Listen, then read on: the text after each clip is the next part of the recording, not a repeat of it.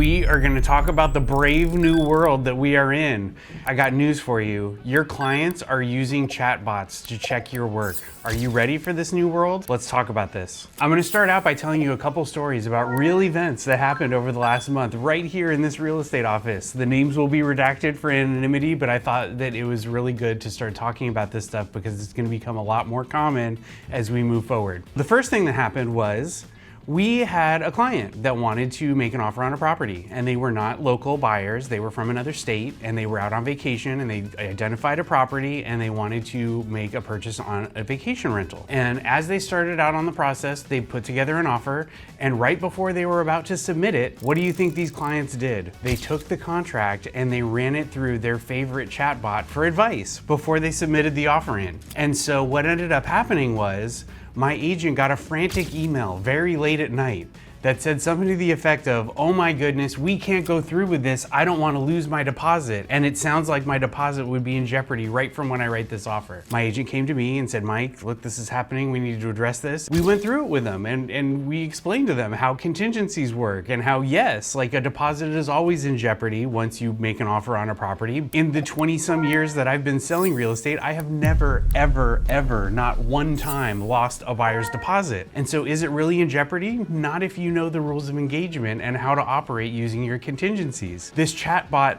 message that this buyer was having around our California real estate purchase agreement got this client really scared about what was going to happen after they put in their offer. And it was up to us to talk this client off the ledge with some real experience in the matter and explaining how it works in the real world. That was my first experience with a situation where the question that the client was asking, we know, arrived directly from a chatbot. In that scenario, we were able to talk the client off the ledge, and we were able to explain to them how contingencies work and that, you know, we're professionals in this arena and we know how to do this. You know, my team, we sold almost 400 properties last year in 2025. So we know what we're doing here at Corcoran Icon Properties, and we know how to protect a person's deposit. So then experience number 2 came along, and this was just last week. We're in escrow on a property, and the client's going through the disclosure package. And this particular property happens to be in a situation where there's a homeowners association. And so there's a lot of really dense homeowners association documents that this client has to go through. And they don't have experience with homeowners association documents. They're a first-time buyer. They've never owned in a HOA, so they don't know what all this means. As a tool, they're gonna use their chatbot to help them analyze these documents and see what they should be worried about. The client took the HOA docs and ran them through her favorite LLM, and she came up with a lot of questions about really esoteric random parts of the HOA docs that I'd never even looked at as a realtor, to be honest with you. But as we drug through and looked through all of these things, we found the one thing that she was really worried about was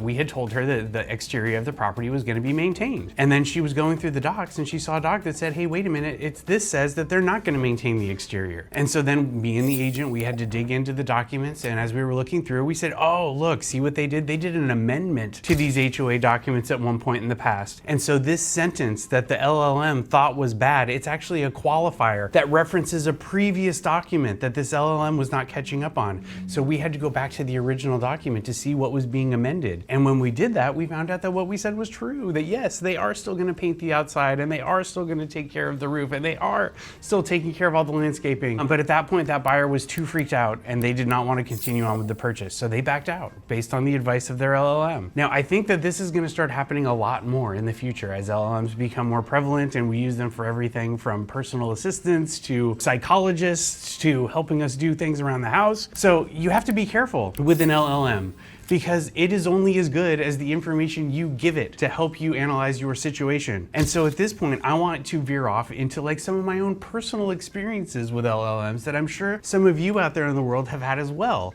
So my first one is with my kids, right? So I have 2 daughters, they're 10 and 12, and one of them just started with a dance class. And so it's a competitive dance class, and she's very excited about this. And she wanted to be ready for her first day. And so she went on Gemini and she said, "I'm starting a competitive dance situation. What do I need to have, product-wise, like clothing? Like, do I need a leotard? What kind of shoes do I need? All this stuff." She asked Gemini, what is she gonna need for her first day? And then she comes downstairs and she has a list for me of, I need these shoes and they have to be black, and I need these shoes and they have to be tan, and I need this kind of leotard, and I need these kind of tights, and I need this kind of shirt. And I was like, How did you come up with this list? And so then she showed me. And I was like, well, you know, Charlotte, you have to realize the LLM is just trying to give you an example. This isn't what your particular dance school needs you to have on the first day. So then I showed her and we went to the website for her dance program and we saw that she didn't need any of those things that the LLM was telling her that she was gonna need. And so we were able to put that to bed.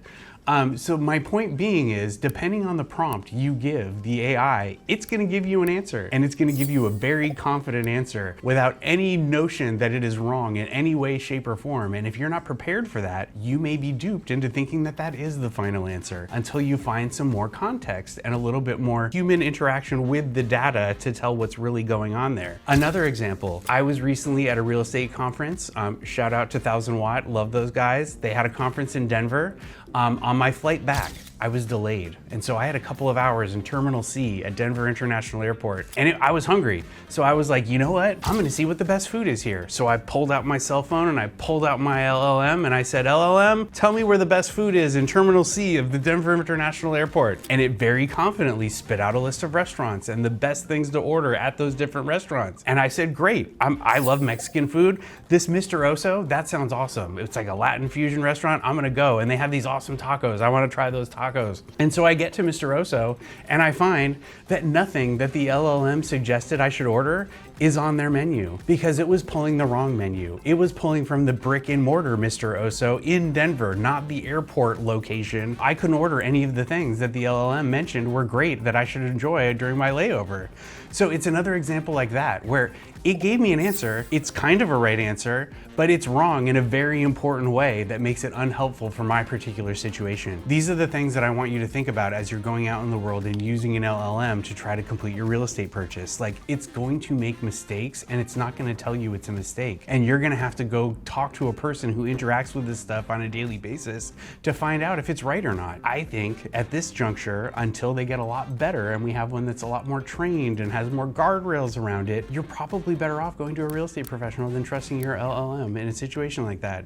And if you are a realtor, you need to be aware that your clients are using these products to do analysis of the real estate contracts. And so you need to be good at your job. You need to know what these contracts say. You need to know how to operate out in the real world. And if your brokerage isn't giving you the tools and the information and the education to succeed in this new world, then you need to find one that will. And a place like Corcoran Icon Properties will give you all those tools and support and feedback to help you thrive in this new world. So if you're struggling with how to counteract the robots in your life or your work, please come talk to me. And for all of you people out there in the world using chatbots to try to complete your real estate purchases, remember that AI chatbot can make mistakes and your AI chatbot does not have E&O insurance, but your favorite realtor at Corcoran Icon Properties does. And so if you want to have the best experience buying or selling real estate here in Sonoma County, please give us a call. Please come to the professional agents at Corcoran Icon Properties to help you reach your real estate goals.